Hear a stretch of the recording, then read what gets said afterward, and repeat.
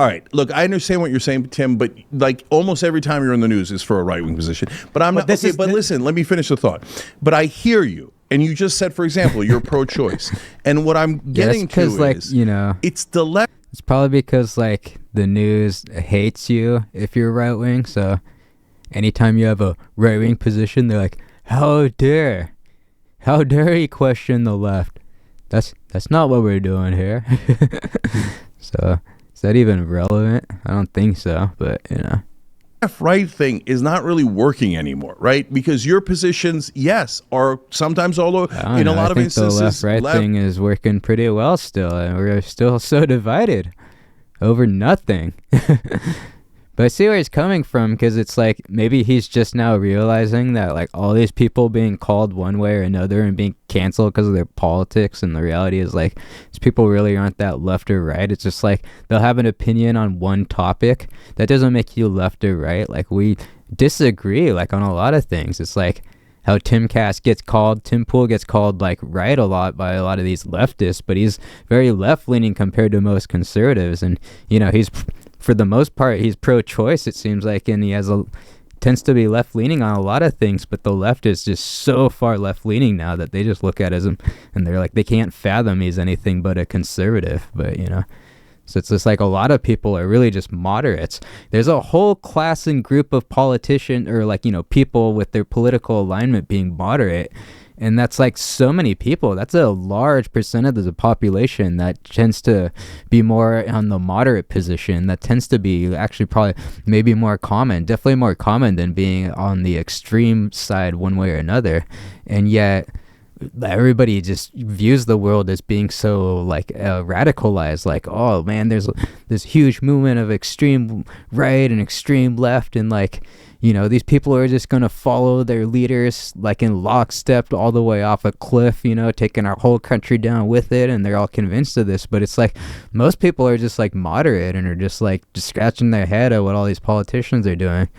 I mean, really, when it comes down to it, if like, you know, like half these politicians did what they said they were going to do, like we wouldn't have any of these problems. But all these politicians lie. So, I mean, it's really, if any of them were honest, you know, it'd be a completely different story. But it's like we have very few honest politicians, and the ones who are honest just get railroaded and thrown under the bus by the rest of them. You know, it's like, dude, just take that paycheck. We're all cashing checks from those pharmaceutical lobbyists, you know. It's like, what are you doing? That's not the game. They got that insider trading, you know. It's like, come on, dude, vote and get in the line, you know. Otherwise, we're gonna release that the investigation on you about you with those you know, those young girls. You didn't know they were young, did you? We got you. Yeah, you didn't know you're at that P Diddy party and middle, right, etc. Now, and you know, our position on crime, I don't know if it's left or right anymore, right?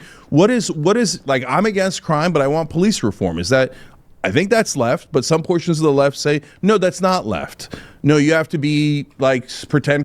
I don't know if that's left or right either. I mean, we have,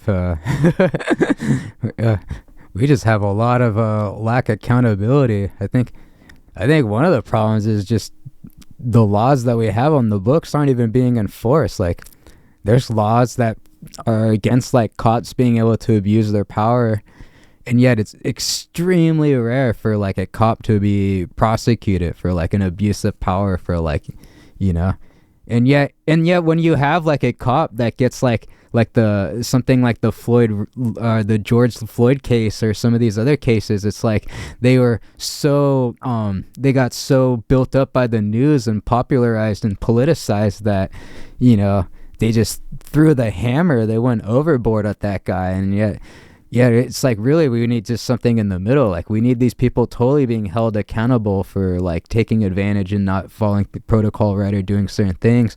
But at the same time, it's like, you can't go too extreme one way or another, because it's just like, it's a tough job. Like, and yet we need cops. I'm not for canceling cops at all. And yeah, maybe that's reform, but again, I don't even think of it as like reform. It's like we don't even really enforce a lot of the stuff that's there, because like who's going to actually enforce it?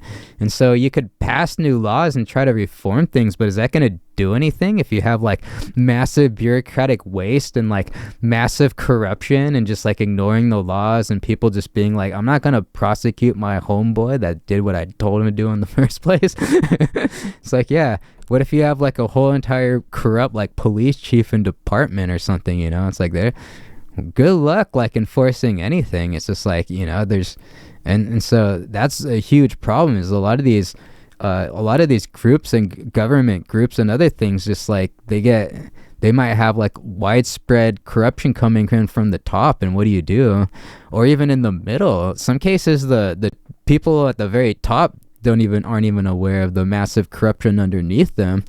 And it's like the people they have under them are like just taking advantage of everything, and then the very bottom workers are just completely like, you know, basically just slaves. They have no say in the company and what's going on, and they just have to do what their bosses are telling them.